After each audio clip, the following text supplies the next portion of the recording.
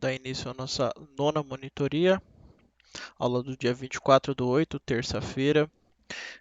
Lembrando, pessoal, que essa provavelmente vai ser a nossa última monitoria. Vamos ter aula hoje na terça e depois na sexta. E assim a gente vai estar fechando todo o conteúdo referente à disciplina e também referente à segunda avaliação. Creio eu que na próxima semana, segunda-feira, o professor já vai estar disponibilizando a prova para vocês fazerem. E então, creio eu que aqui, durante essas aulas, vocês vão conseguir estar tendo todo o arsenal necessário para conseguir fazer a prova. Vale lembrar, pessoal, que eu recomendo muito vocês estarem fazendo esses exercícios do final dos slides, que eles servem para fixação do conteúdo e muitas vezes a prova ela é basicamente baseada nessas questões aqui, né? Então, cabe a atenção de vocês. Então, vamos lá, né? Vamos dar início. Bom, conforme a gente tem trabalhado ao longo das aulas, a gente vai entendendo que a geografia ela envolve muito o contexto em que ela se encontra, né? A dica que eu tinha até dado para vocês na última monitoria, se eu não me engano, e ao longo também das anteriores, é que se vocês querem entender um movimento da geografia ou um conceito, tem que ser estudado durante o contexto em que ele se encontrava. Porque basicamente o contexto é o que vai dizer o porquê da existência daquele movimento e por que ele se desenvolveu da forma que se desenvolveu, né?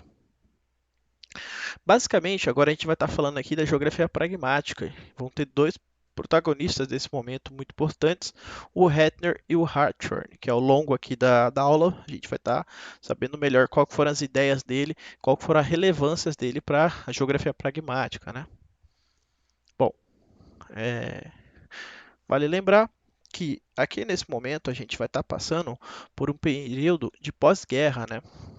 Ou seja, a gente vai estar passando por um período, né, mais uma vez, a gente está analisando o contexto para estar entendendo o movimento na geografia, né?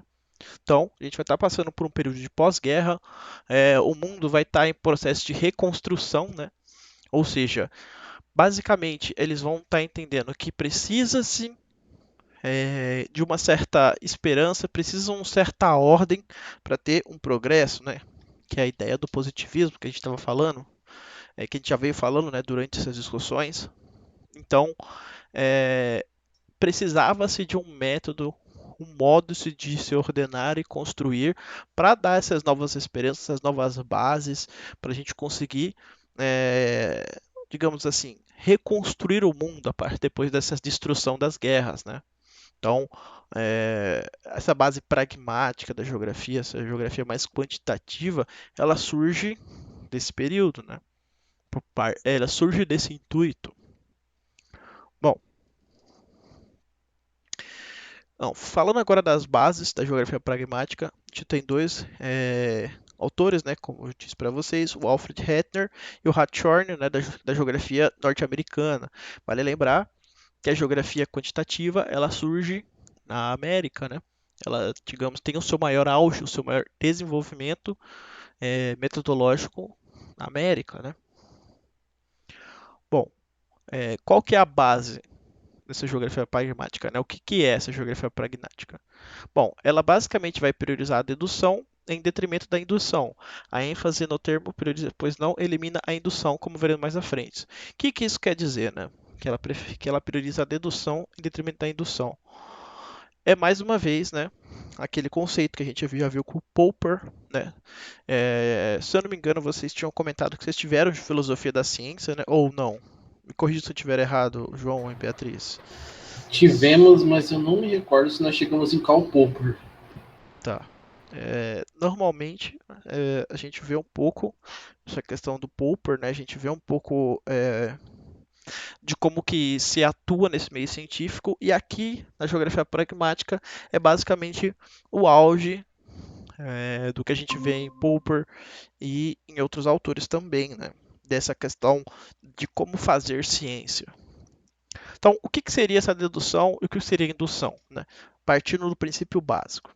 Bom, a dedução parte de um conhecimento prévio para a compreensão detalhada de algo específico. Já a indução parte de algo específico em busca de uma regra geral. Pode dar base a uma teoria. Por exemplo, qual seria um processo dedutivo dentro do mesmo ambiente, né? Vamos supor. Já que a gente quer fazer um estudo de paisagem. Bom, a paisagem é o conteúdo que a gente está observando, que aqui, nesse sentido, tratado dentro das bases de uma geografia quantitativa, é um dado neutro, né? Lógico, dependendo da abordagem, né, pode ter discordâncias, mas dentro da geografia quantitativa pragmática, eles davam prioridade por dados neutros, né? Porque tinha esse intuito, né?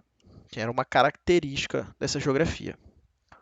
Se nós estamos observando a paisagem e a gente começa a fazer relações nela partindo apenas do que a gente viu, por exemplo, em sala de aula, do que a gente viu nas nossas pesquisas, a gente vai estar passando num processo dedutivo. O que isso quer dizer? A gente já tem um conhecimento prévio, a gente tem, por exemplo, o que a gente estudou na sala de aula, a gente já tem o que a gente viu nas literaturas, o que a gente estudou, né, o que a gente pesquisou, os experimentos que nós fizemos, e então vamos para campo, né?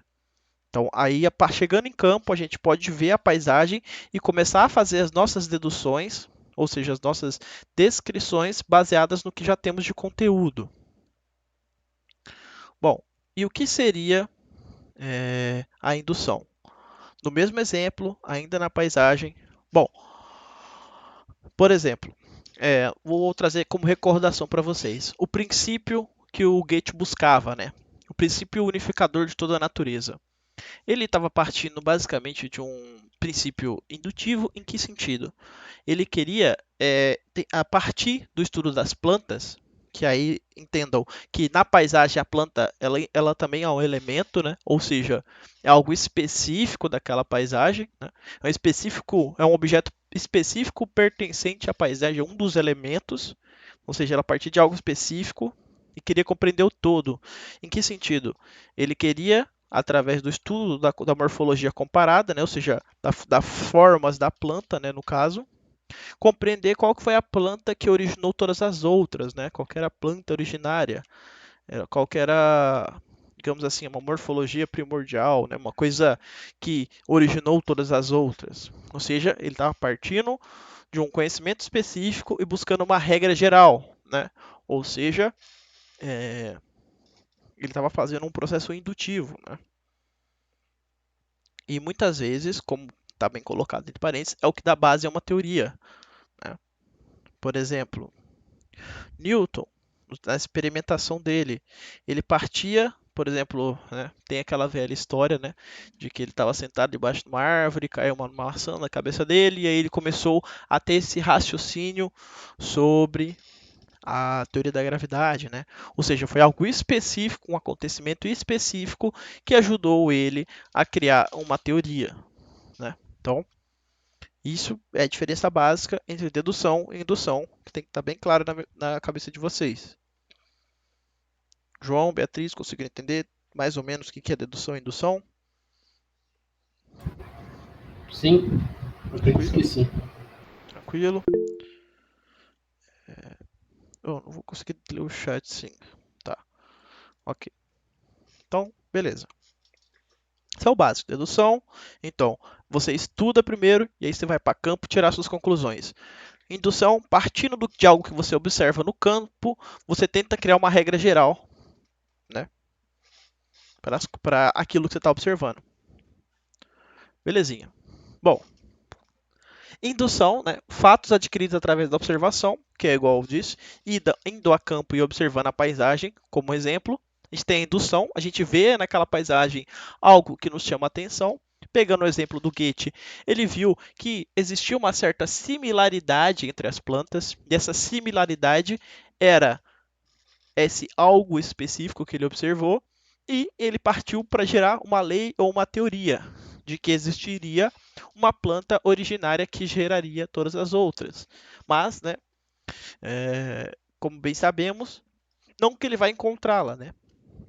Mas enfim, não deixa de ser uma teoria. E o que seria a dedução? Seria partir das leis e das teorias para fazer previsões e explicações. Por exemplo, vamos fazer o processo aqui das leis de Newton, né, que eu acho mais fácil. Bom, o Newton fez a experimentação dele, né, apenas a caráter didático, né, teve a experiência da maçã que caiu na cabeça dele, e aquilo foi esse algo específico, né, que serviu para ele fazer, através do processo indutivo, a teoria da gravidade.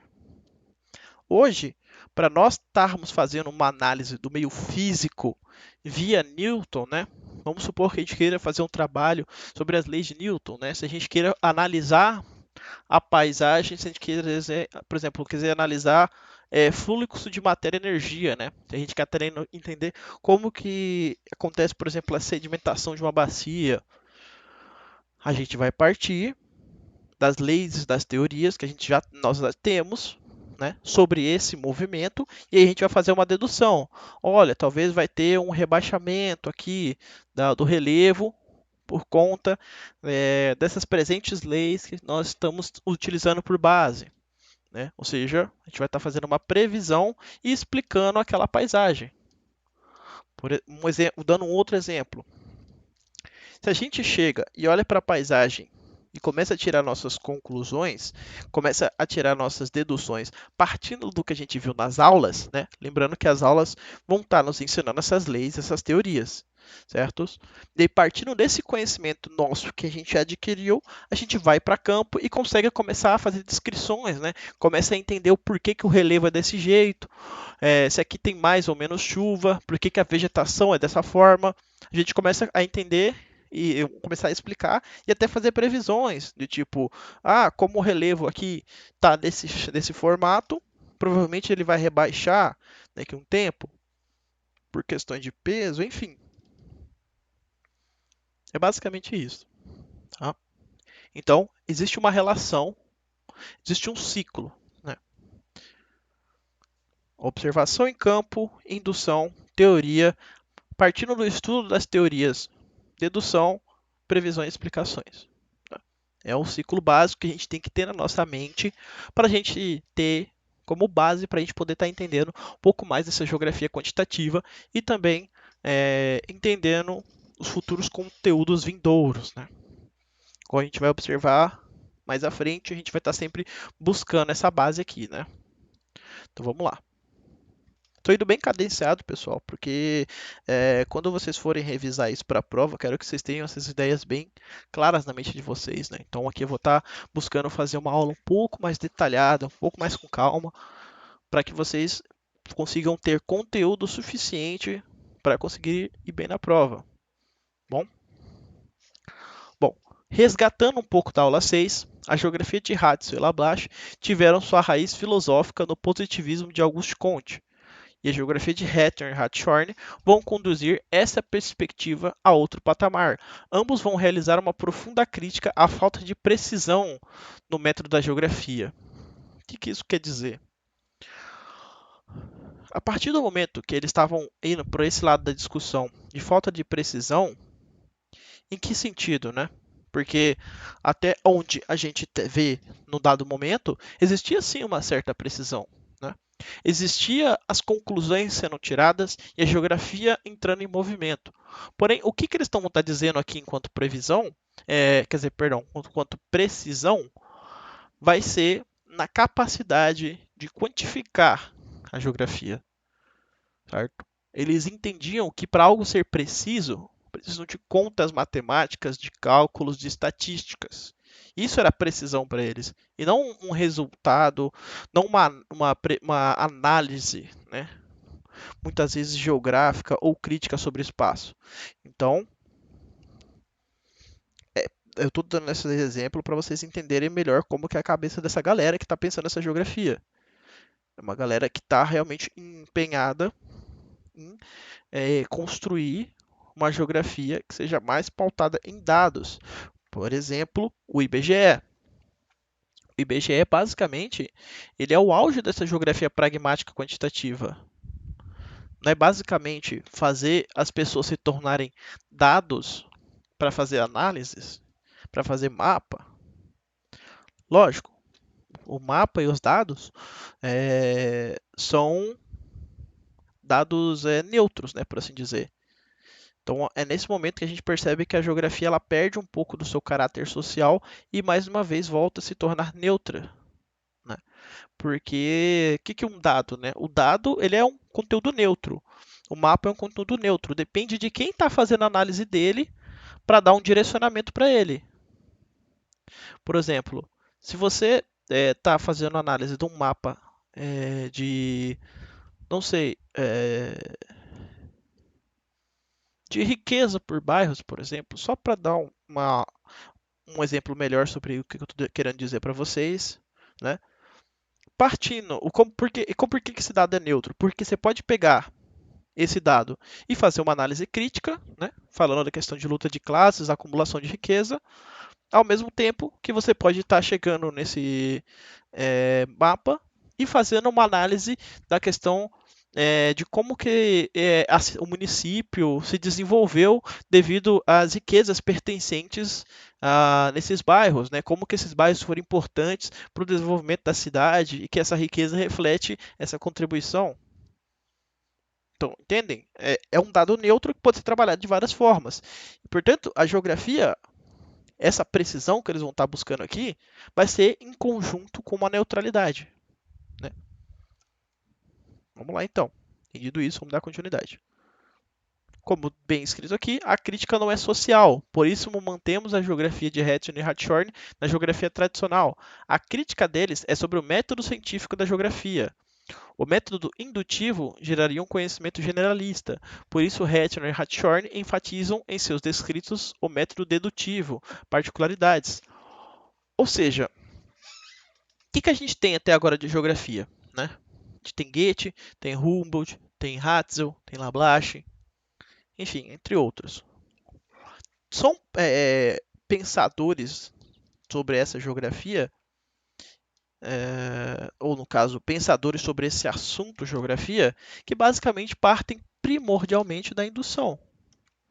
Você não vê eles bolando um método científico da geografia, né? Lógico, tem uma certa metodologia empregada, por exemplo, na forma como o Humboldt analisa as paisagens, sim, realmente existe, mas não é algo desenvolvido o suficiente para a gente falar que realmente, poxa, ali é o método definitivo da geografia, porque o intuito do autor era fazer esse método definitivo. Não dá para a gente bater o martelo desse jeito, né? Já aqui no Hatton e Hartshorne, eles batem o martelo e falam que querem realmente construir esse método da geografia, né?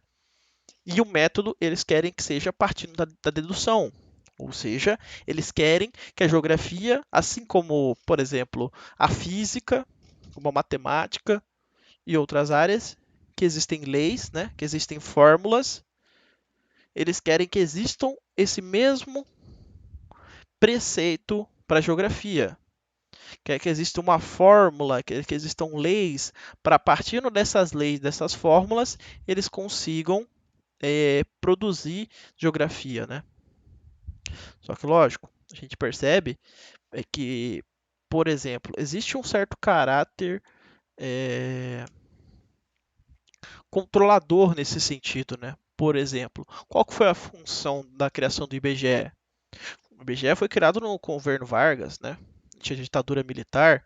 O intuito era justamente conhecer para poder controlar, né? Porque eles tendo esses dados, tendo esses, digamos assim, essa quantificação sobre o seu território, né? Você consegue imperar, você consegue manter o controle sobre as pessoas, né? Então, por isso que essa geografia pragmática foi tão bem aceita no Brasil durante o governo Vargas. Tem um motivo para isso. É para que ele conseguisse ainda mais manter esse controle. Porque, igual eu disse, e repito, aqui a geografia pragmática, né, e o método positivista barra neopositivista, eles vão gerar dados neutros. Portanto, como são dados neutros, você vai utilizar de acordo com a sua perspectiva e para o que você quiser. Você pode usar muito bem ele para fazer um estudo científico para a melhora da sociedade, como você pode também utilizá-lo para controlar essa sociedade, né? Se você é um desses líderes, por assim dizer. Então, a gente está começando a entender para qual o direcionamento dessa geografia, né? Vamos lá. Então, né, voltando aqui para a aula, né, voltando procedência, então Hatcher e Hartshorne querem criar um método científico para geografia que não parta da indução, que não seja algo que os autores que nós citamos aqui, o Goethe, o Humboldt, Ratz, o Laplace, não é uma coisa que eles viam no campo e aí criavam as leis. Eles querem ter as leis para daí ir para campo, né, fazer as deduções para ir compreender as particularidades. Ou seja, a gente sente que está perdendo um pouco daquela noção de totalidade na paisagem, né? Vamos lá. Bom, o conteúdo teórico é basicamente o mesmo. Hetzner vai propor a geografia como ciência que estuda a diferenciação de áreas. Mais uma vez, se vocês me permitem na minha leitura, é uma regressão, é uma volta a antigas discussões que buscaram ser vencidas, né, durante a geografia. A gente entende que a geografia é esse movimento, né? São sempre laços tendo fim e dando início a outros, depois resgates. Então, tipo, a gente percebe que é esse movimento, né? A gente percebe que tem essas voltas, né, de teorias que antes estavam menos relevantes, elas voltam a ser mais relevantes e as anteriores deixam de ser. Então, a gente percebe que tem esse certo movimento, algo síncrono, né, nesse sentido. Bom, então, Hatcher propõe que a geografia seja o estudo de diferenciação de áreas. Esse estudo de diferenciação de áreas seria o método por excelência da geografia. A inter-relação dos fenômenos, as particularidades de cada área, no entanto, houve pouca divulgação devido ao possibilismo. Ou seja, né, o que o Heidner está propondo aqui? Basicamente, é aquela geografia que nós já tivemos contato no passado, antes do movimento romântico alemão, por exemplo, né? Aquela geografia que a gente teve contato, por exemplo, na época dos gregos, uma geografia puramente utilitarista, e por mais que eles falam que seja científica, basicamente é uma geografia que não discute nada, né? É uma geografia que basicamente tem uma função de utilitarismo, né? Que inclusive foi esse tratamento da geografia enquanto uma ferramenta foi muito criticada pelos autores do passado, assim como a gente viu ao longo das aulas. E mais uma vez, isso aqui está voltando aqui com Hettner, né? Logo, a gente entende que isso vai trazer problemas futuramente, né? Logo, a gente entende que isso vai ser criticado pela geografia crítica, né? Como a gente vai ver mais para frente. Logo, a gente percebe que tem um movimento, né?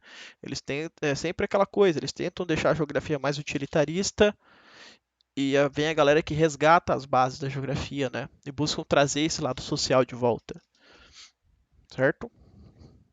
Então, compreender as particularidades de cada área. Então, era essa a característica de geografia, que é, infelizmente, mais do mesmo, que a gente percebe que tem a sua função, porém, nós não compreendemos como geografia, tá?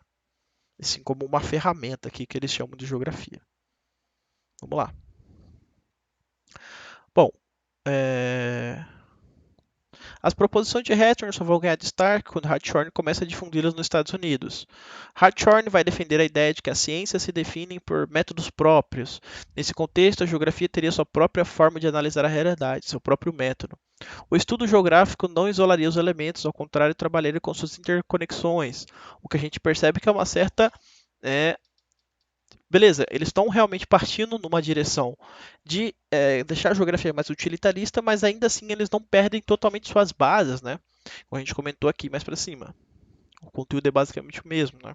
Então a gente percebe que tem uma certa manutenção, porém muda o direcionamento. O direcionamento agora é gerar dados, é gerar mapas, diferenciar as áreas. Deixa de ser aquela coisa que a gente viu de ser uma geografia, por exemplo, voltada a entender a sociedade, a discutir o lado social, porque vale lembrar que a geografia que a gente trabalha também envolve a sociedade. Não é só gerar mapas, não é só gerar gráficos.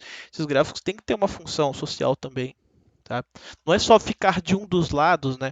Igual a gente muito vê. Tem a geografia física e tem a geografia humana. Não, é uma coisa que tem que ser unitária. As duas coisas são geografia. E elas, em conjunto, uma só são a geografia. Né?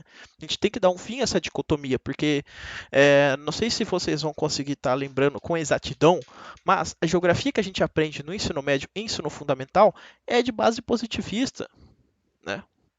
É de base neopositivista, é uma geografia que é tipo decorar nome de estado, de município, de capital, é, digamos assim, perguntar sobre dados que simplesmente não ajudam a discutir nada, não ajudam a gente a entender praticamente nada, entendem? Então, é muito importante vocês estarem compreendendo isso e fazendo, se vocês quiserem fazer esse exercício de reflexão, né? Leiam aqui mais com calma depois, respondam essas questões aqui desse slide e tentem relembrar do período que vocês estavam no ensino médio, no ensino fundamental e depois reflitam se não era essa geografia que estavam ensinando para vocês, se não era essa geografia utilitarista e meio que, na minha opinião, né? Pelo menos enquanto eu vi no ensino médio, até como certa sem graça, sabe?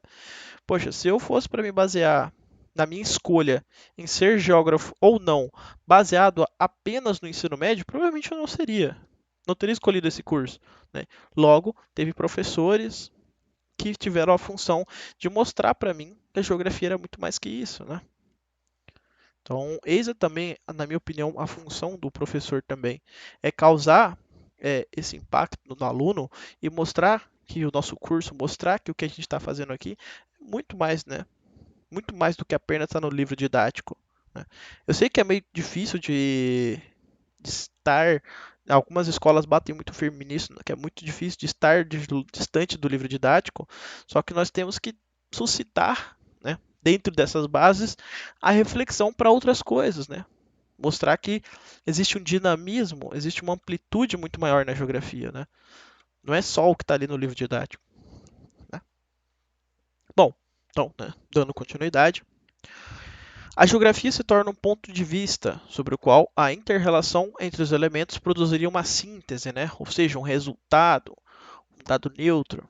E essa síntese desvendaria o caráter variável das diferentes áreas da superfície da Terra, ou seja, diferenciação de áreas, mais uma vez, é uma volta daquelas discussões que a gente tinha recém finalizadas. Né? Vamos lá. Bom, vamos ver. Uhum. Acho que dá para dar uma pulada. Acho que volta a ficar mais interessante. Vamos lá. Que isso eu basicamente recomendo que vocês leiam aqui, né? Vão ter coisas importantes aqui. Porém, a parte que vai ficar mais interessante para vocês terem base para poder responder as questões começa a partir daqui. Né? Bom, a essa forma, o estudo de Hartshorne dá o nome da geografia ideográfica, ou seja, uma análise de singular do excepcional, que levaria a um conhecimento bastante profundo de determinado local.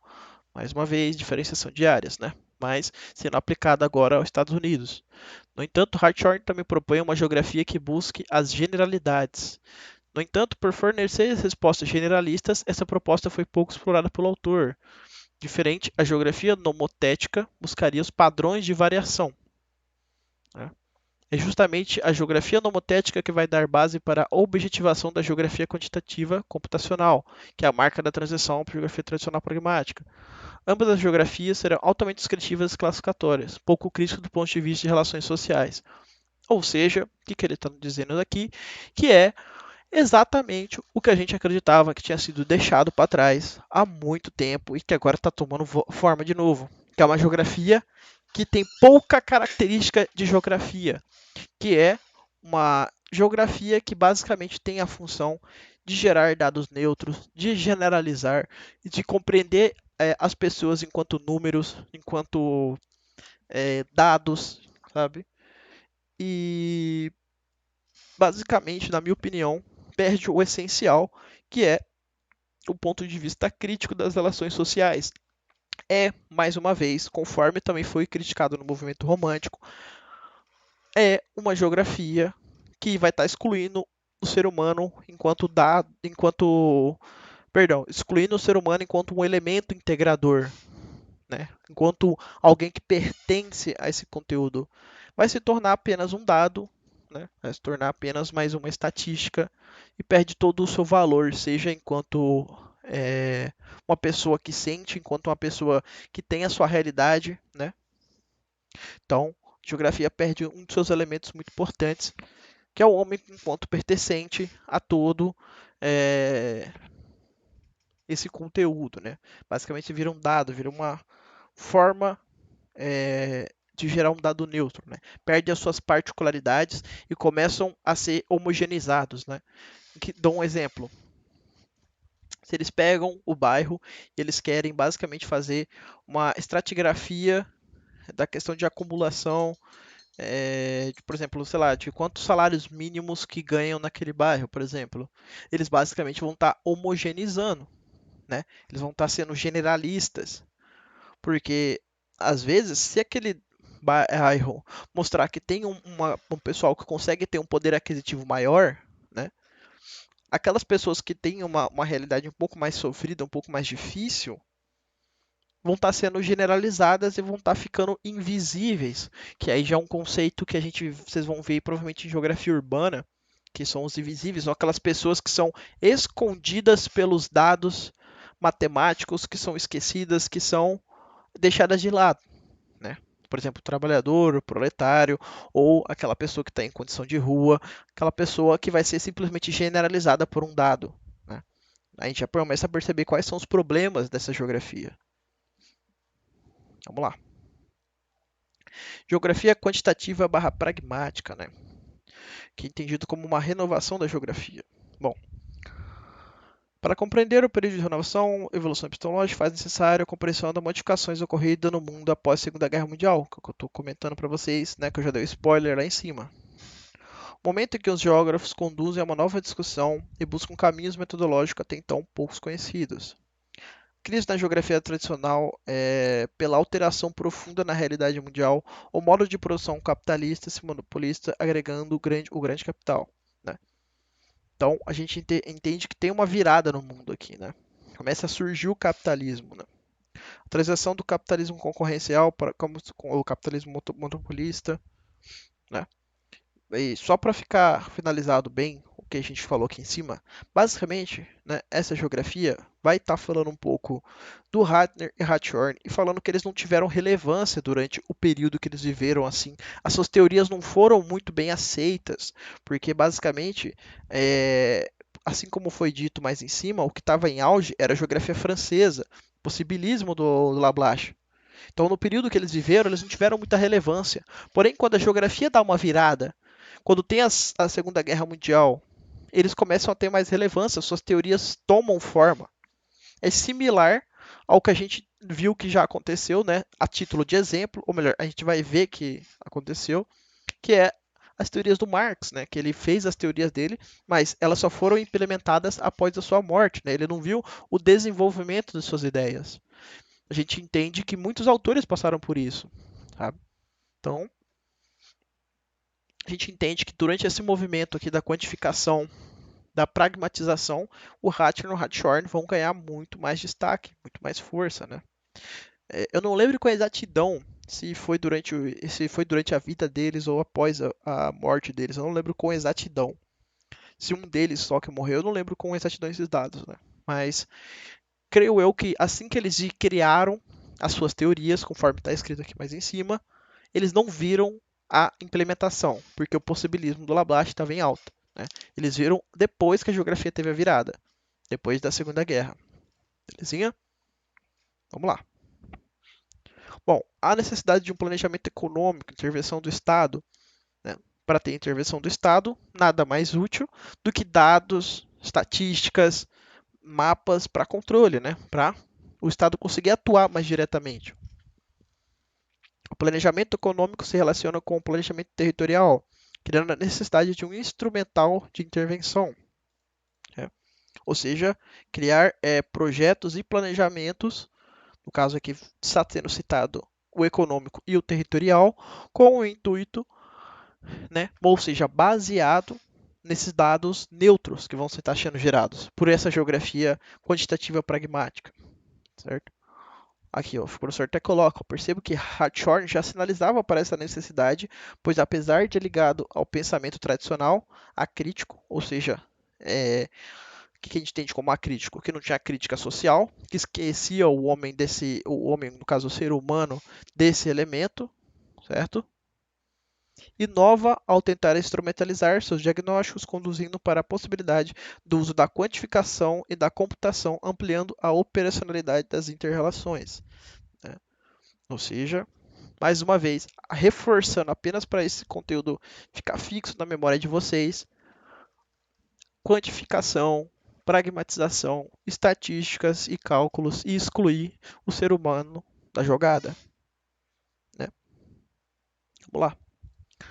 A realidade tornará-se mais complexa, a urbanização atingirá graus até então desconhecidos, apresentando fenômenos novos, complexos, como as megalópolis, né? Ou seja, vai se ter a necessidade da geografia estar explicando essas novas modificações que vão estar surgindo no mundo. E aqui, como é que eles vão estudar, por exemplo, uma megalópole? Falando, né, dentro dessa abordagem da geografia pragmática, um exemplo, provavelmente falando da questão de quantas pessoas vão ter ali, que vai ter muitas pessoas acumuladas naquele lugar, ou seja, não vai estar falando do problema social que isso gera, apenas vai estar falando dos dados, que é um acúmulo muito grande de pessoas. Agora, por que aquelas pessoas estão ali? O que era algo objeto da geografia, né? Fazer essa explicação do porquê que aquelas pessoas estão ali.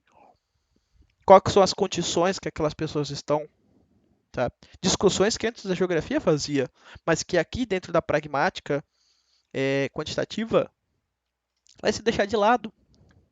A geografia que tinha uma função de explicar, de dar essas respostas, se torna apenas como uma ferramenta analítica estatística. Estão entendendo como que isso é uma grande perda de algo que já estava sendo construído? Mais ou menos por aí. Vamos lá.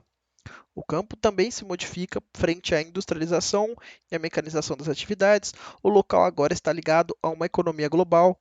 Os transportes e a comunicação são mais eficazes. A geografia tradicional não havia criado um instrumental para compreender essas novas relações.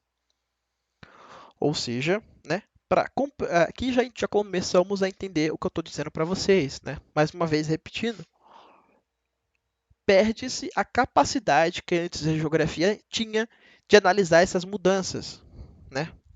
Entender essas mudanças na economia, entender essas mudanças no campo das modificações tecnológicas, né? E aqui tecnológicas eu não falo só de celular, computador, falo de técnica também, né? Por exemplo, a industrialização, por exemplo, nos carros, é uma técnica aplicada ao desenvolvimento da criação do automóvel, né? Ou seja, a revolução técnica, né? A geografia tinha aporte para discutir isso.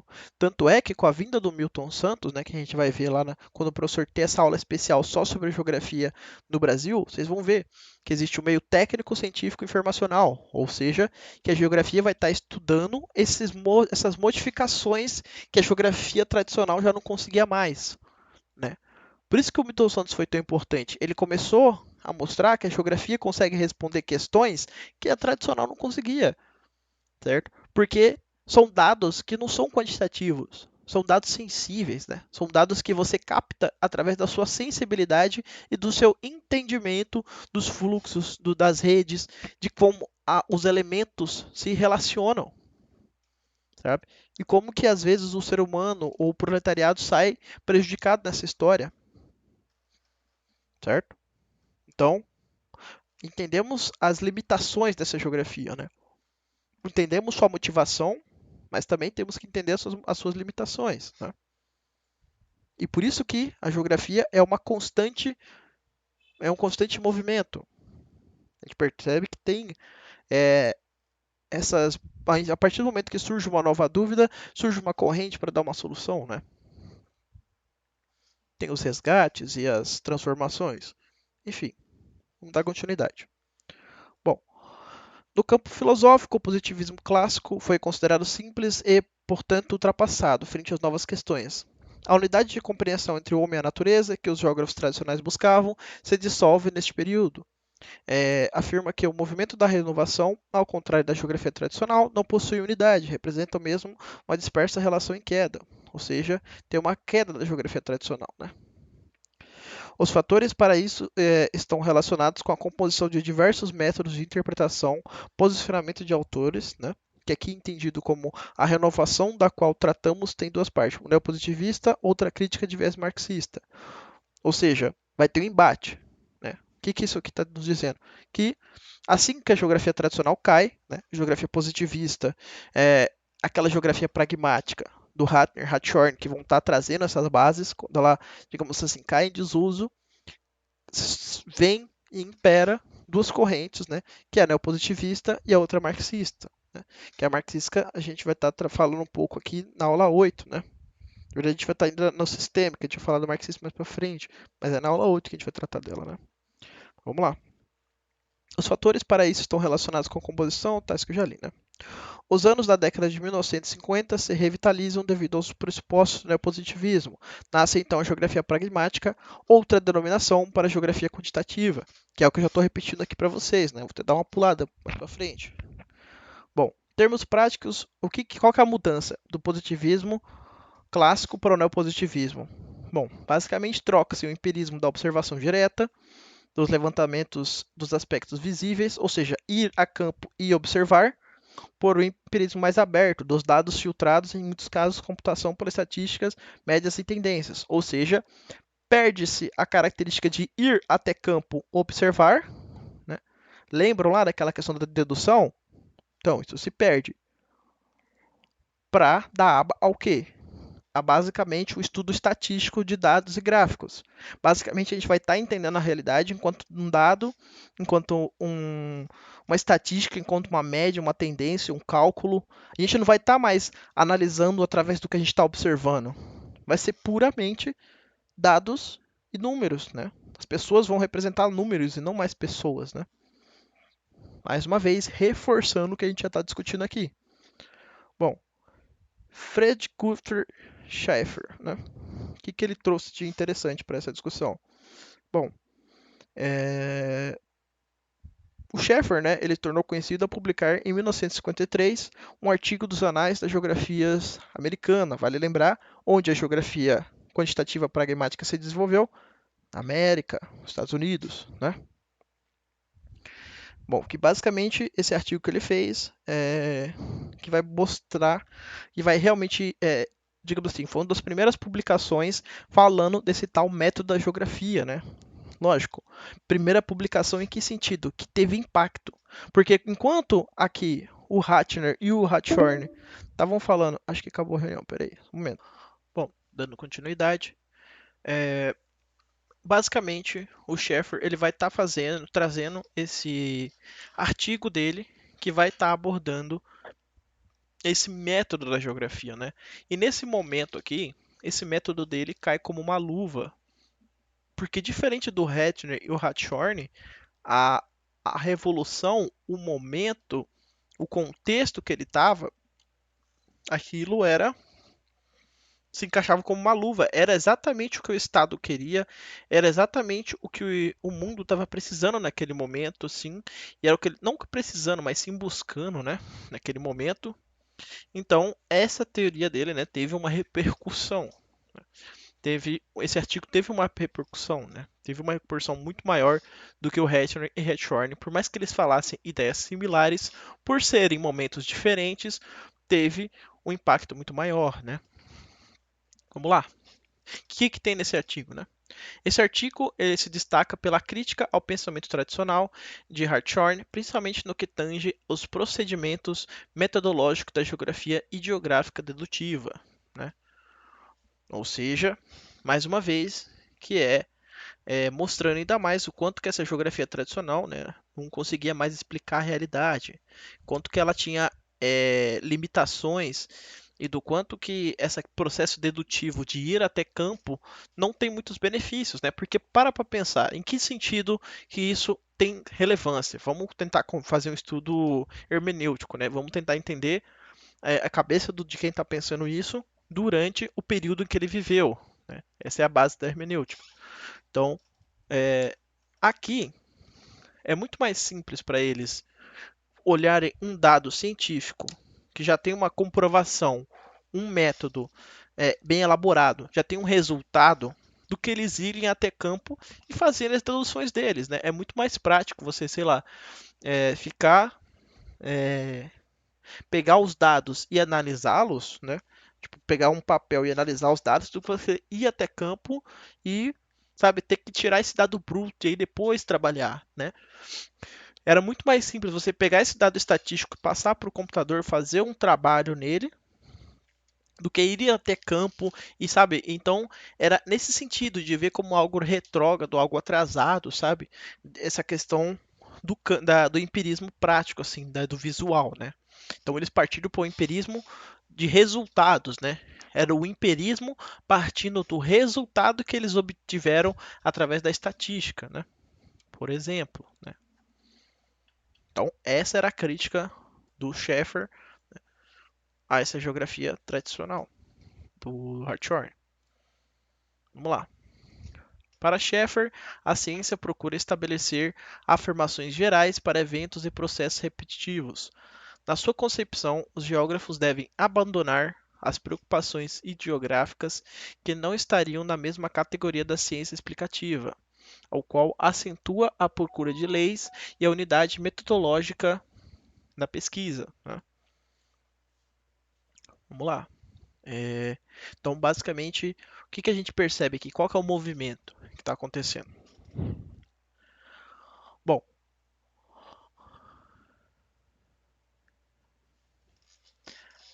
basicamente, o que ele estava dizendo aqui é o seguinte, que basicamente tinha que se deixar um pouco de lado essa questão da dedução, né, e partir da indução. Em que sentido? É buscar fazer exatamente o mesmo movimento que estava acontecendo lá antes da geografia, antes de Goethe, né, antes do romantismo alemão. Busquem na memória de vocês. É o mesmo movimento que está se repetindo aqui. Mais uma vez, eles querendo criar leis, falar que a ciência, que o método científico precisa de leis, né? Formas simples e objetivas, né? Que sentido? Por exemplo, as leis da física, né? Olha como elas são, né? As leis do Newton são puramente objetivas, sabe? Mantém a sua estrutura objetiva. Basicamente, ele partiu de uma indução para criar leis. Basicamente, o que o Schaeffer vai estar dizendo é exatamente isso que tem que ser feito. Um processo de empregado em outras ciências que vai ter que ser empregado também na geografia, certo? Onde que vai ter que se tirar leis através de métodos para se constituir uma ciência, né? O que isso implica? Qual que é o impacto disso? Basicamente, mais uma vez, a geografia perde seu caráter social, porque como que a gente vai estar querendo criar uma lei para estar entendendo desigualdade social, né? É possível? É. Ok, a gente pode criar umas teorias, umas conclusões. Porém, isso iria melhorar a realidade deles? Não, ia ser um dado neutro. A gente pode falar que, por exemplo, a concentração da pobreza se acontece por causa disso. Mas e aí? A gente vai ficar só na crítica? A gente não vai promover uma melhora para essa sociedade? Será que a gente não vai ajudar a contribuir para a discussão, para apontar, né, essa questão desse desequilíbrio? Então, essas questões que a gente tem que estar começando a suscitar aqui. Então, essa geografia nomotética indutiva, né, do Schaeffer, ela está basicamente querendo pegar outras características de outras ciências e trazer para a geografia, né? Não quer que seja uma geografia onde que seja uma ciência de fazer relações, igual a gente estava vendo que foi construída até agora. Ela basicamente que seja uma geografia da estatística, uma geografia da física, uma geografia da matemática, sabe? Não quer mais que a geografia seja ela por si só. Quer agora que seja um elemento que está absorvendo questões de outras ciências. Lógico, a gente entende que realmente a geografia é dotada de vários caminhos, né? Vários caminhos levam até a geografia. Quando a gente faz esse estudo da história do pensamento aqui, a gente percebe isso. Porém, ela tem a sua identidade própria, sabe? E o que eles estão fazendo basicamente aqui é deixando de lado essa capacidade gigantesca que estava sendo construída de fazer relações para basicamente, através dos dados, da estatística e da computação, criar leis, né? Tipo leis da física, nesse sentido, né? A caráter de exemplo. Tá entendendo? É basicamente por aí. Bom, dessa forma, o autor busca a previsibilidade, as regularidades e a adoção de princípios sistêmicos na pesquisa, né? Que vai ser o que a gente vai estar trabalhando aqui, né, no início dessa aula 8, ainda hoje. O trabalho de Schaeffer marca, de certa forma, uma divisão ao condenar a priorização do excepcional em detrimento do geral, da teoria. Um dos principais exemplos da tendência está na obra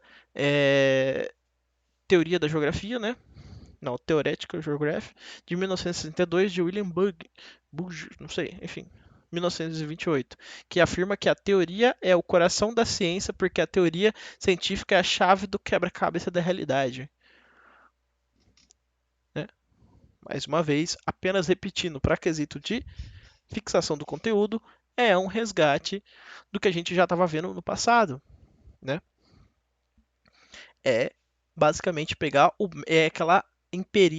aquele como é que eu posso dizer? É aquela experienciação do método científico, que para algo ser científico, ele tem que ser racional, tem que ter um método bem definido, tem que ser algo que seja possível de, sabe, você provar, ou que seja possível de refutar, né?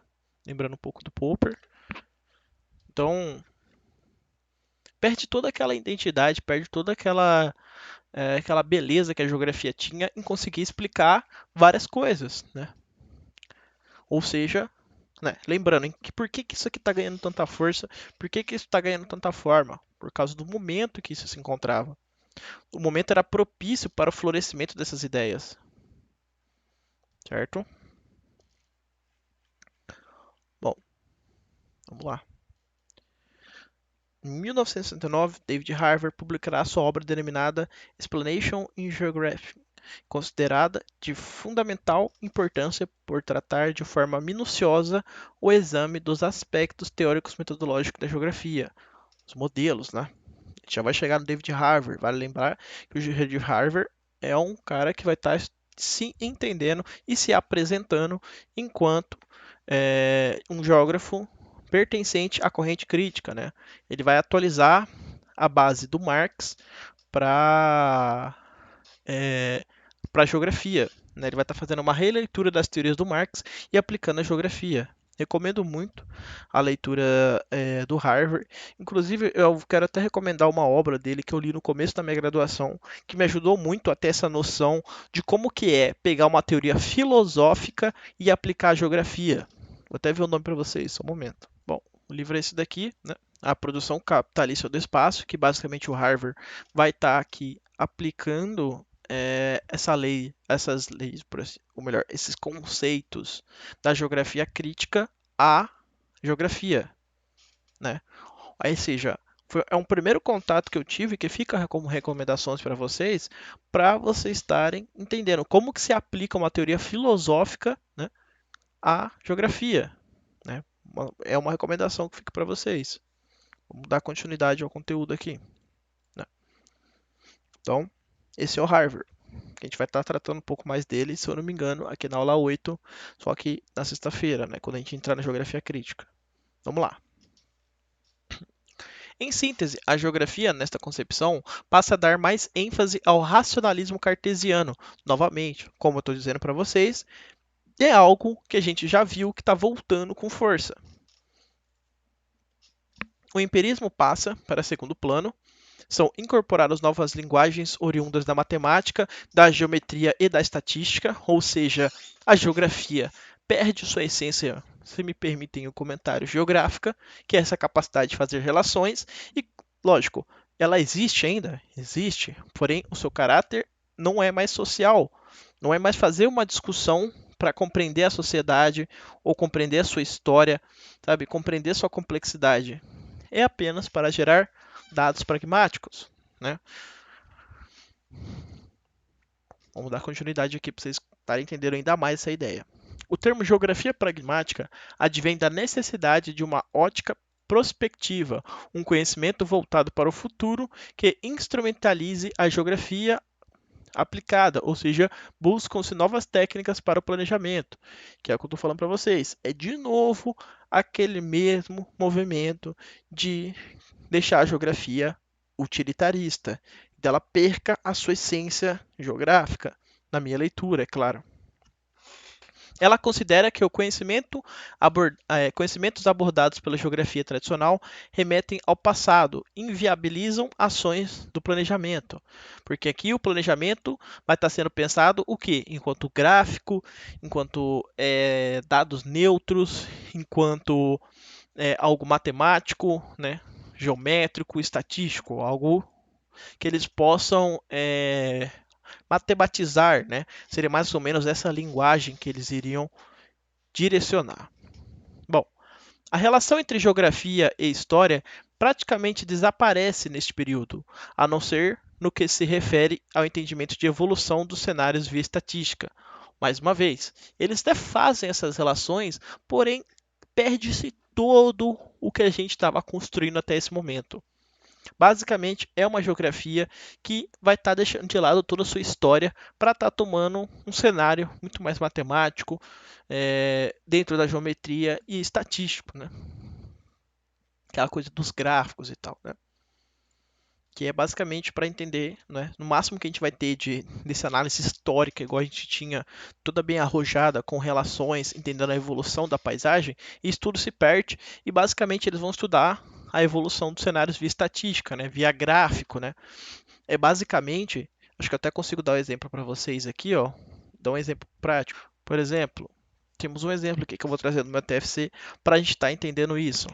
Por exemplo, aqui a gente vai estar entendendo, por mais que aqui tenha uma crítica geográfica, né? Eu vou estar falando a discussão dos usos. Basicamente, se eles fossem, é basicamente olhar para a realidade e achar que isso tudo é realidade, entendeu? É esse gráfico aqui, é essa estatística aqui, sendo que lógico. Isso aqui é um dado neutro. Isso aqui não remete a toda a realidade. Por exemplo, o meu trabalho do TFC não vai ser só isso aqui. Eu não vou basicamente olhar para isso aqui partindo de uma perspectiva pragmática. Eu não vou olhar para esses dados aqui e vou só tirar minhas conclusões partindo do dado, dessa indução. Não. Eu vou ter minha crítica social, vou ter o meu desenvolvimento em cima desse dado neutro. Lógico, a gente não pode simplesmente martirizar, né, ou demonizar a geografia pragmática. Ela tem sua utilidade, sim.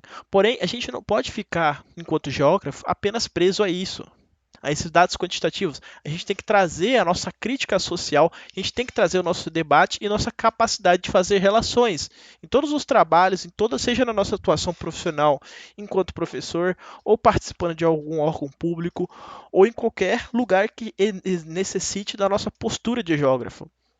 Nós temos que ver a geografia enquanto uma unidade e não como partes segregadas, certo?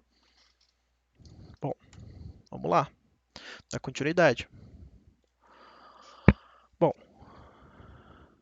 a geografia pragmática voltada principalmente ao planejamento, através de seus métodos quantitativos, de certa forma, excluía o homem, substituindo a ação individual ou coletiva por médias e abstrações.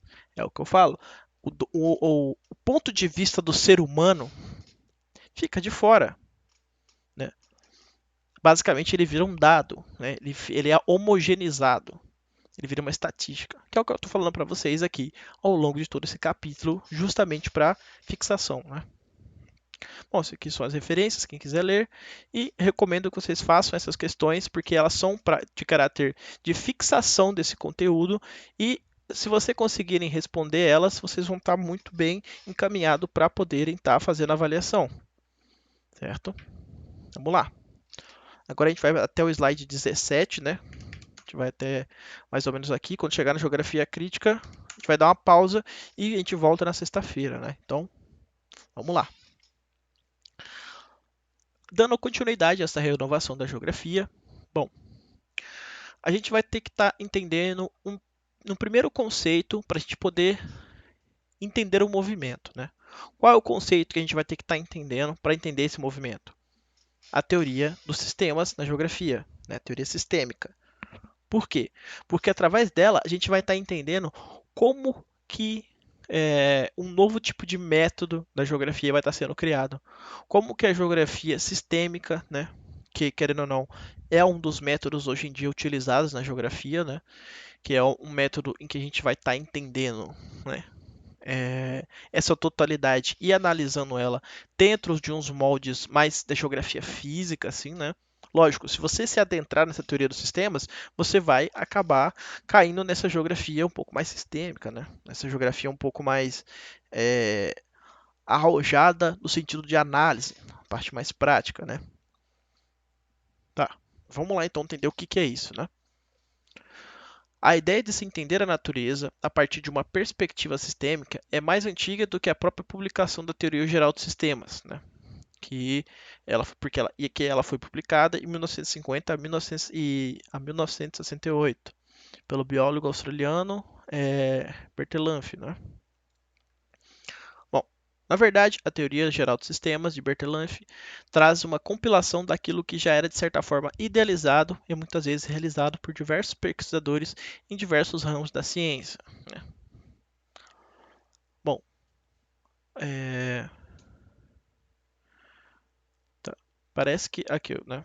Vamos dar uma continuidade aqui para não, porque aqui a gente perderia muito tempo aqui, né? Vamos direto ao ponto. Bom, é, onde que essa geografia, né? Onde que essa teoria dos sistemas ganha aplicabilidade? Bom, os exemplos que a gente tem de uso dessa ideia sistêmica antes da publicação do TGS, né? Onde que a gente viu isso? Onde que a gente viu essa teoria sistêmica da geografia sendo aplicada? Em Humboldt, né? Em seu trabalho Cosmos, que ele apresenta a importância das relações entre os elementos que o interliga, os elementos que interligados formam um todo animado por determinadas forças internas.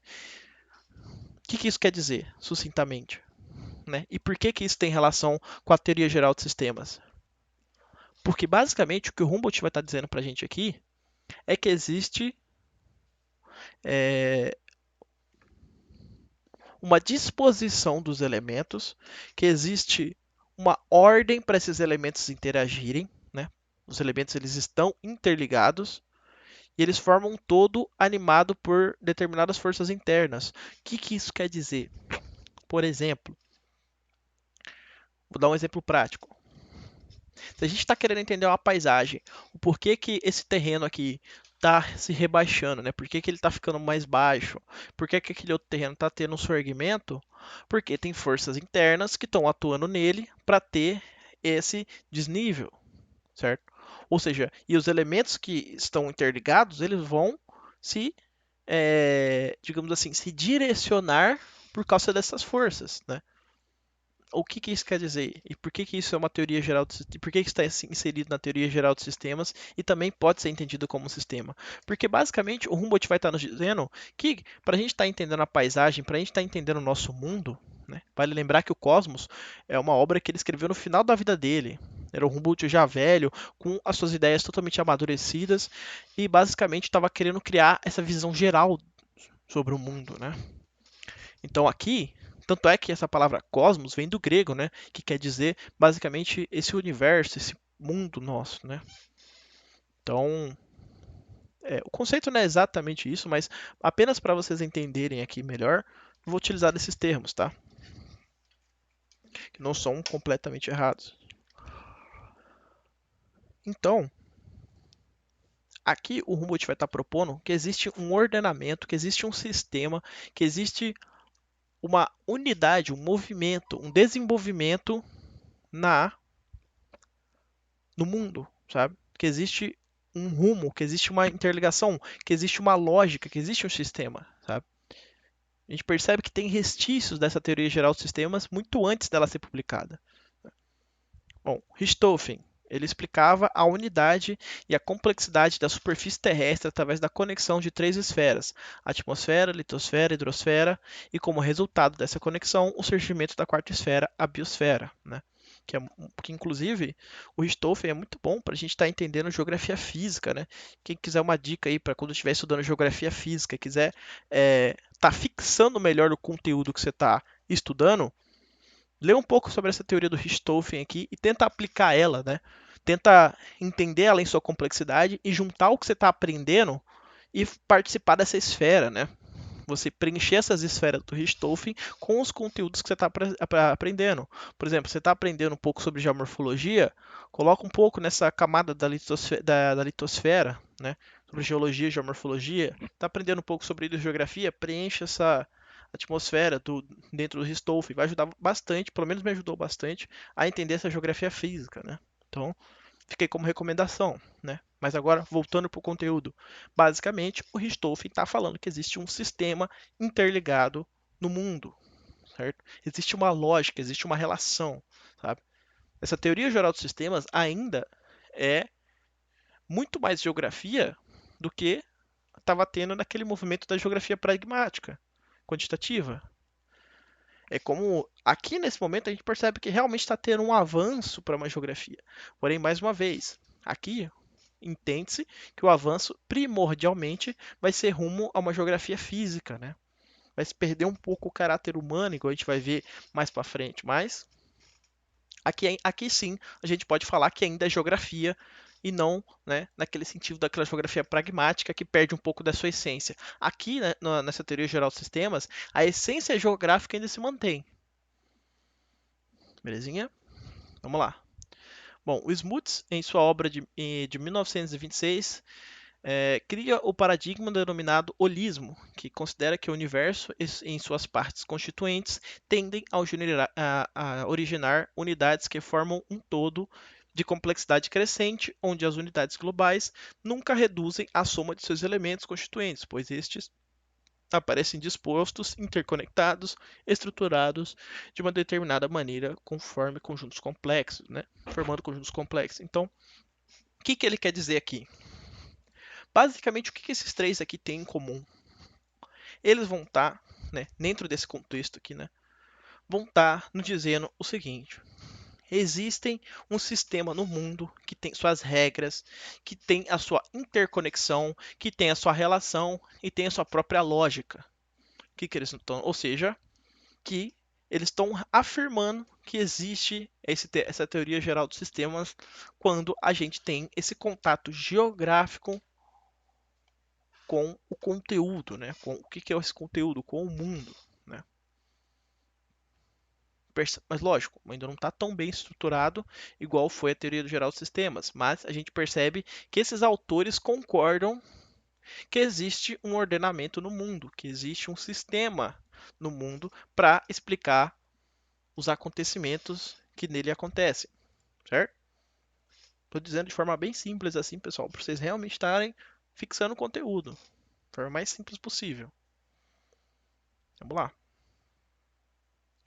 Bom, Tukhchaev introduziu a ideia de variações geográficas nos tipos de solo, podendo ser explicadas não só por relações de fatores geológicos, de material de origem, mas também fatores climáticos, topográficos, ou seja, ele estava relacionando os outros elementos da geografia, né?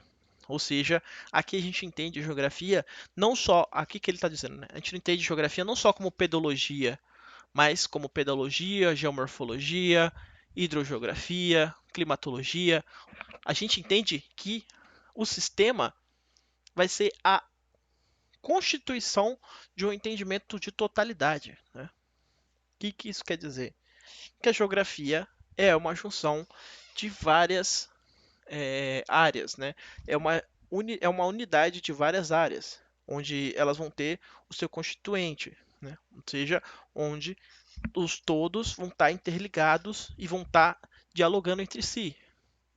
Né? Eu acho que até tem um exemplo aqui bom para vocês estarem entendendo isso.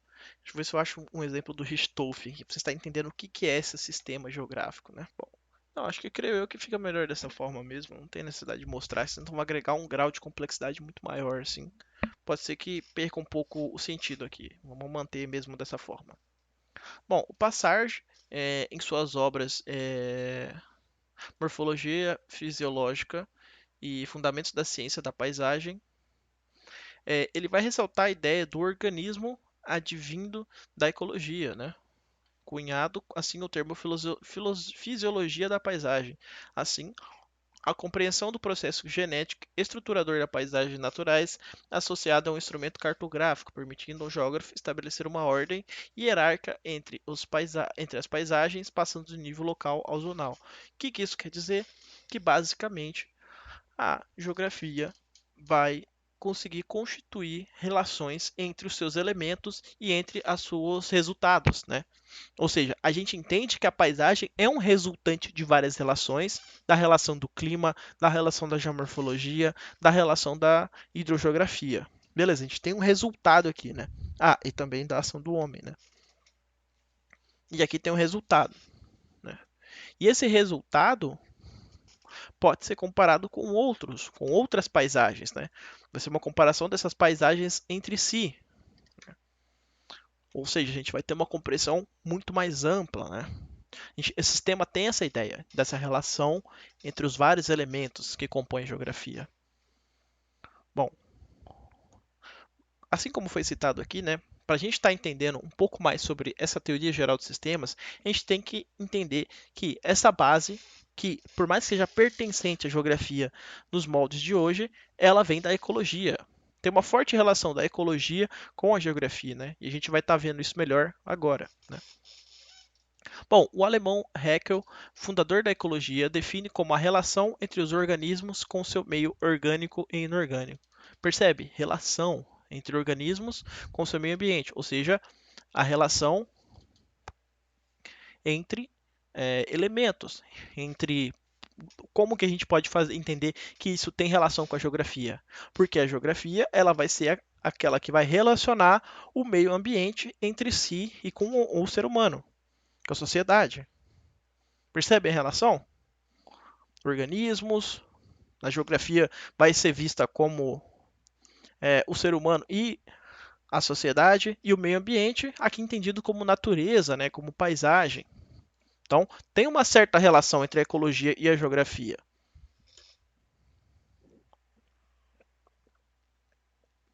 Bom, Maglev considera que a ecologia deve abordar o processo de adaptação de cada um dos diferentes organismos a seu meio, porém deve fundamentalmente consistir na análise dos conjuntos formados por indivíduos de muitas espécies, e esses conjuntos constituem sistemas, né? Ou seja, aqui que está dizendo que um organismo, quando está nesse meio seu de adaptação, eles vão formar suas individualidades, né? Ou seja, eles vão constituir as suas diferenças. Isso aqui é muito parecido com o que a gente faz na questão da paisagem. Quando a gente analisa um resultado, a gente entende que esse resultado é individual, né? É um resultado único para aquilo que a gente está analisando. A gente percebe que tem similaridades com outras paisagens, porém a gente percebe que aquela tem uma individualidade, né? Percebe como é que é uma coisa muito próxima, né? Por mais que sejam áreas diferentes, elas têm essa relação, eles têm esse fio condutor das relações como algo similar, né? Um conjunto formado por organismos vivos constitui um ecossistema, termo utilizado pela primeira vez por Tansley, né, em 1935. Bom, o conceito ecossistema desenvolveu rapidamente nos anos 1950 devido ao advento da teoria geral dos sistemas, elaborado por Bertrand. Né? Porém, a análise sistêmica acaba adentrando as mais diversas disciplinas, ou seja, é uma coisa que surge na ecologia, mas as outras áreas também vão incluindo elas. Né? Tricart, em 1965, através da classificação ecodinâmica dos meios, já assinala o aparecimento das teorias sistêmicas na geografia, ou seja, foi muito importante para estar trabalhando, né, essa teoria sistêmica dentro da geografia, né? Ele é um cara muito importante. Muito provavelmente ao longo da geografia vocês vão estar ouvindo mais sobre ele, né? Creio eu que pelo menos nesses primeiros, até o quinto semestre ali, que é o semestre que vocês vão estar tendo essas partes da geografia física, né? Depois a geografia fica mais específica, né, enquanto curso. Então, provavelmente até o quinto semestre vocês vão estar ouvindo bastante. Provavelmente vão ouvir sobre o Tricard. Um cara muito importante. Mas vamos lá. Bom, percebam que a publicação da Teoria Geral dos Sistemas culmina com a renovação da geografia via quantificação dos dados e formulação de teorias. Né? Tricard define um sistema como um conjunto dos fenômenos que processam mediante a fluxos de matéria e energia, que é o que eu estou falando para vocês há um tempo já. Né? Indiretamente, eu estava dando um spoiler, né, e citando um pouco do Tricard, quando eu falava de fluxo de matéria e energia. Bom, esses fluxos originam relações de dependência mútua entre os fenômenos. Né? O que isso quer dizer?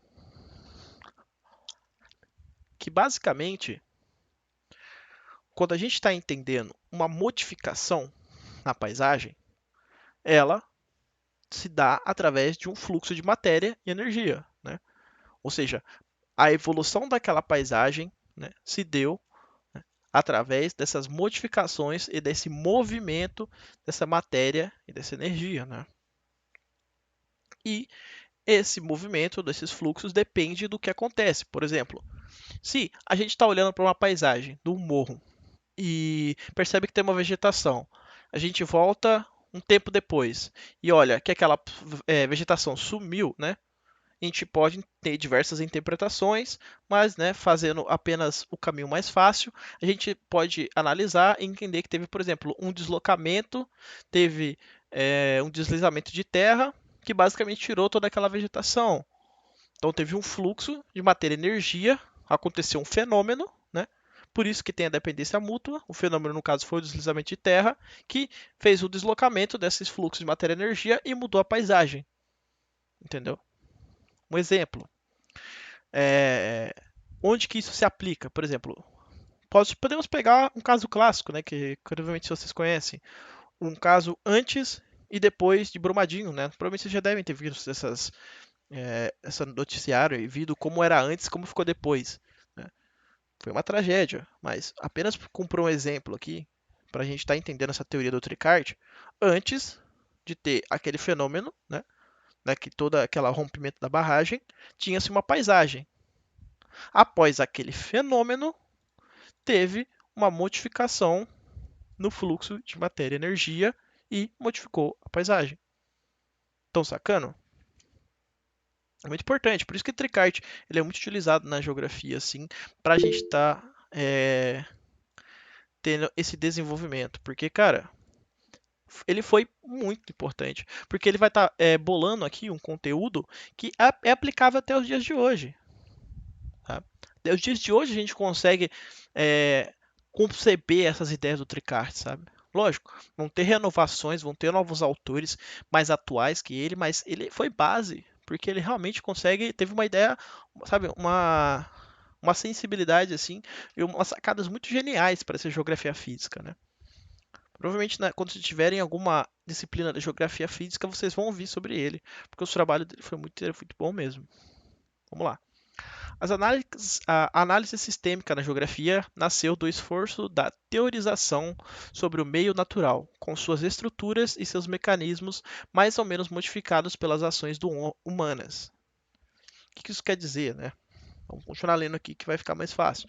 É nesse contexto que surge o conceito de geossistema com Xoxava. Né? Ecossistema, biocentrismo, geossistema, todos os elementos da paisagem. Né?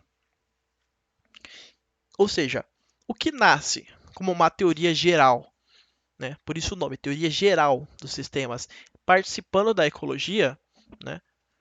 Chega até a geografia e é adaptado para algo muito mais amplo dentro do que a gente estuda. Né? Em vez de ser apenas algo que vai focar nos organismos vivos, né? Por isso biocentrismo, biovida, né? Vai se tornar algo muito mais amplo, vai se tornar um geossistema, ou seja, vai ser todos os elementos que compõem a paisagem. E vale lembrar que a biosfera, né, fazendo um resgate do Richthofen, a biosfera, né, que é o centro do ecossistema, É apenas um dos elementos que compõem a paisagem. Tem as outras esferas também, né? Atmosfera, litosfera, biosfera, hidrosfera, enfim. Tem toda uma complexidade dos elementos que compõem a paisagem. Em vez de ser só a biosfera, agora vão ser todas as esferas, né? Vão ser todos os elementos que compõem a paisagem agora com o Soljava, né? Vamos lá. Bom, aqui um exemplo, né, do que seria o geossistema e do que seria o ecossistema. Basicamente, o ecossistema ele vai querer estar querendo entender o organismo, ele vai analisar as partes, né, vai analisar todos esses elementos para compreender um organismo específico. Já o geossistema vai estar querendo entender como que como é que eu posso dizer, como que esses elementos naturais se relacionam, tá vendo? Enquanto aqui tem as setinhas indicando que basicamente eles só querem entender o meio, aqui a gente entende que eles querem entender as relações, ó, como que esse meio se interage com esse, como esse com esse e esse com esse. Dá um exemplo, só para ficar didático, pessoal. Mais uma vez, aqui eu entendo que isso aqui vai contribuir para vocês, às vezes muito além só do que nessa disciplina, vai contribuir para outras também. Por exemplo, a gente pode colocar aqui no meio, só para caráter didático mesmo, biosfera,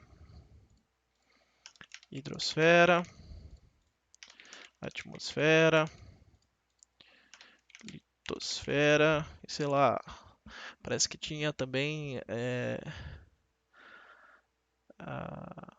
enfim, vamos colocar vocês aqui mesmo para trabalhar. Então a gente entende que a hidrosfera se relaciona com a litosfera, a atmosfera se relaciona com a hidrosfera, né? E também que a gente vai ter estudos que também se relacionam com a litosfera, mas todas essas juntas vão formar a biosfera. Ou seja, o geossistema vai ser um estudo que vai estar querendo entender as partes enquanto elas se relacionam. Bem diferente daqui do ecossistema. O ecossistema, eles querem entender o organismo, essa vida aqui, né? Por que, que ela é dessa forma? Por que, que isso? Quais são as modificações que os elementos causam nela? Já aqui não. Aqui a gente quer entender como que todas as esferas se relacionam. E como que todas elas formam a biosfera. Lógico, e aqui é apenas um exemplo, né, de uma das teorias possíveis. Aqui você pode colocar outros elementos em vez de hidrosfera, biosfera. Você pode colocar uma sociedade, né? E aí está querendo entender as relações sociais. Enfim, são várias coisas que você pode estar colocando aqui dentro, né? É apenas um exemplo. Vamos lá, dar continuidade. Então, isso é a diferença entre geossistema e ecossistema. Vamos lá. Bom, Solchava considerava os geossistemas como fenômenos naturais nos quais os fatores econômicos e sociais influenciaram sua estrutura, tendo como método interpretação e aperfeiçoamento do enfoque sistêmico, assim como a utilização de modelos. Os geossistemas não são formações naturais, experimentando sobre certa forma o impacto dos ambientes sociais, econômico e tecnogênico. Ou seja, é o que a gente está trabalhando já, está discutindo aqui, vai ser o envolvimento de vários elementos que compõem a paisagem, vão ser vários elementos geográficos. Não vai ser só aquela coisa unitária da biosfera apenas dos ecossistemas. Isso é uma coisa muito mais ampla. Vai envolver vários outros meios. Aqui, como ele deu exemplo, social, econômico, tecnogênico e entre outros, né? Vamos lá. Outra questão fundamental: o pós-guerra dá base para a expansão das pesquisas ambientais. Sobre essa premissa, Bertrand, em 1968, também concebe o termo geografia é, do termo geossistema. Só um momento, pessoal. Peraí, deixa eu ver aqui. Só voltando aqui. É, bom, ok. O que esse momento de pós-guerras vai permitir? Estudos ambientais, beleza. E por que que o Bertrand ele vai ganhar tanto enfoque, né? Por que que ele vai criar, por que que a teoria do geossistema vai ser tão bem aceita? Nós agora, né, nesse exemplo que eu dei para vocês, fica muito mais claro, que é basicamente porque vai se englobar todos os elementos que compõem a geografia. Não vai ser mais aquela coisa segregada, né? Aquela coisa meio distante, né? Aquela coisa onde que a gente vai analisar só uma das esferas da geografia, né? Vamos lá. Vamos continuar entendendo por que que o Bertrand foi tão importante. O Bertrand ele vai buscar humanizar a paisagem, pois considera que as paisagens são amplamente remodeladas pela atuação antrópica. Olha que diferente, né? Daquela corrente positivista, no caso neopositivista, pragmática, quantitativa. Aqui ele vai estar realmente trazendo o elemento geográfico de volta, né? Ele vai entender que realmente o homem tem uma importância para essa paisagem, o ser humano tem uma importância, né? Por quê? Porque ele interfere direta e indiretamente na dinâmica potencial ecológica na exploração biológica, né? Ou seja, a gente entende que o ser humano ele é muito mais do que apenas ser um dado, né? Apenas se virar um gráfico, apenas virar um dado científico. Ele realmente tem o potencial de influenciar nessa paisagem, né? Na exploração biológica, por exemplo, desmatamento, ou como um potencial ecológico, né? Como alguém que pode estar modificando aquela paisagem, certo? Percebam que isso aqui é uma visão muito mais geográfica e algo muito mais perto do que a gente tem nos dias de hoje. Provavelmente vocês vão estar vendo essa galera aqui novamente, né? Talvez não tanto, porque na geografia, aqui como eu sou do bacharel, né? A gente tem uma disciplina só sobre esses caras, né? Que é TGP, Teoria Geográfica da Paisagem, né? Aí a gente vai ver esses caras na prática, né? Tem uma disciplina só para isso. Inclusive até o professor Francisco que ministra. Então, né, basicamente isso aqui é os moldes da geografia física, né? Porém, que também pode ser lido através da geografia humana, né? Porque, só para reforçar assim, uma ideia que eu acho importante vocês pensar, que a geografia é muito mais do que apenas a geografia física ou geografia humana. Eu divido aqui para vocês para ser didático, porém na prática vocês têm que ver ela enquanto uma unidade, enquanto tanto geografia física como geografia humana, como algo amarrado, como algo arrojado, como algo que engloba-se, né, com todas essas duas áreas e se formam o elemento uno que é a geografia, né? Vamos lá. A importância que as ações da sociedade ganham se deve ao entendimento de que um espaço e uma estrutura geológica não tornam paisagem, senão a partir de um mecanismo social de identificação e utilização. É bingo, né? Basicamente isso aqui é trazer, né, e reafirmar a importância que o ser humano tem na paisagem. Porque a gente entende que se a gente está fazendo um dado estatístico, né, vamos fazer uma comparação aqui só para a gente elucidar o que a gente aprendeu na aula de hoje. Um estudo de uma área, por exemplo, num caráter pragmático, quantitativo, por exemplo, seria tirar dados e estatísticas. Então, vamos supor que eles estão estudando uma área de uma ocupação irregular, né, de um grilo. Se eles estão indo lá a campo, eles vão fazer uma quantificação, falar, tantos por cento dessa população tem uma baixa renda, não tem um poder aquisitivo, não tem condições de ter moradia. Tudo bem, isso aqui já está caindo um pouco para a geografia crítica, né? Mas, enfim, eles podem gerar esse dado neutro, assim, de tipo, a população tem renda X. Essa renda X se transcreve nessa atual realidade. Pá. Ou seja, fez uma estatística e deu um dado neutro. Geografia pragmática quantitativa. Se fosse uma geografia crítica que a gente vai ver mais à frente, ia até esse lado social, falar que é um pessoal que não tem poder aquisitivo, que estão reivindicando seu direito à terra, né? Mas agora, se for uma visão dentro do Bertrand, né? Ou seja, dentro desse geossistema, ele vai analisar da seguinte forma essa realidade. Falar, pô, beleza, a gente entende que tem essa ocupação irregular aqui, mas a gente entende que eles causam impacto na natureza, eles têm o ser humano aqui, ele vai estar exercendo esse potencial ecológico, vai estar remodelando essa paisagem, vai estar modificando o sistema hidrológico, vai estar modificando aquela questão ambiental no sentido da poluição, né? E vai estar gerando um impacto naquela paisagem, vai estar gerando um novo resultado. Percebam a diferença. Né, geografia pragmática quantitativa gera esse dado neutro, a geografia que crítica vai fazer abordar esse lado social e a teoria geral dos sistemas vai estar abordando essa complexidade como um todo. Estão sacando por que isso aqui é tão relevante? Então, entendendo como que a geografia tem diversas formas de você tratar a realidade, tem diversos métodos, tem diversos caminhos, Por isso, né, quando vocês estiverem realizando um trabalho, procurem se perguntar qual seria, né, e aí é uma pergunta como dica de teoria e método de geografia, perguntem qual categoria de análise, né, espaço, paisagem, território, local, ou qual abordagem metodológica, geografia crítica, geografia pragmática, né? Qual dessas abordagens é melhor para você realizar o seu trabalho? Isso aí vai ser uma dica assim fundamental para vocês entenderem qual a função daquele seu trabalho, né? Qual que é o objetivo desse trabalho, né? Então, fica aí mais uma dica para vocês também. Bom, vamos lá. Agora a gente está encaminhando aqui para o final da aula. A diferença entre Solchava e Bertrand. Solchava entendia que a ação do homem agregaria elementos à natureza como se fosse um corpo estranho. Culturas ou animais domésticos desaparecem ou tornam-se selvagens. Os desmatamentos convertem-se em bosques, os edifícios destroem-se. Todas essas situações acontecem quando desaparece a manutenção humana, né?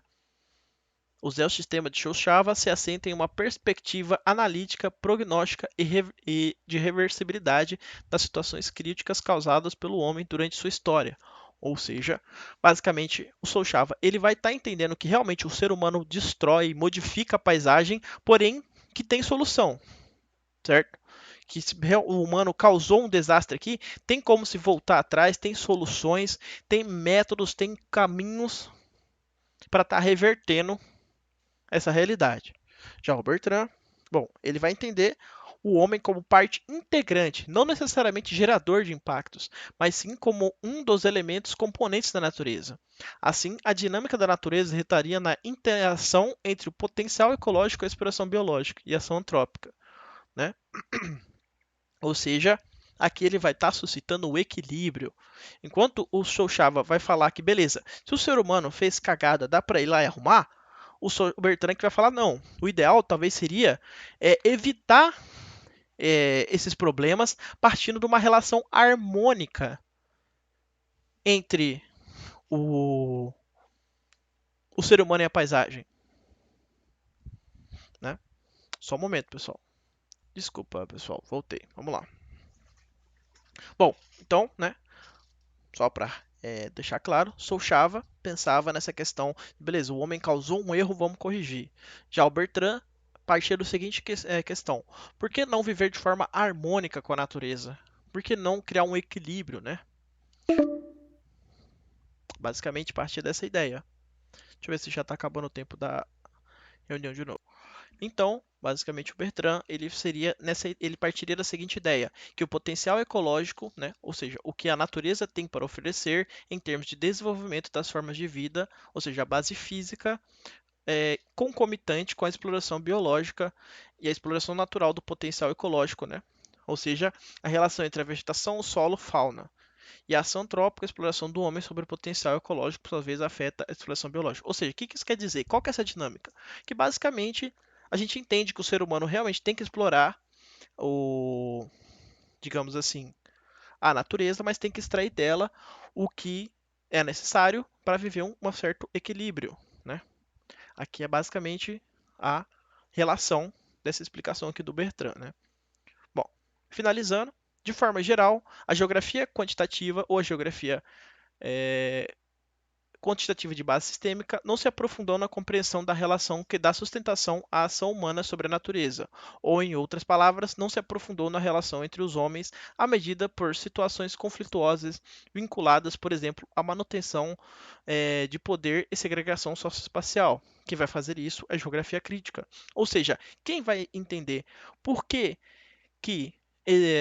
existem essa luta de classes, por que existem alguém mais pobre e alguém mais rico, por que existe uma relação de exploração, mais-valia.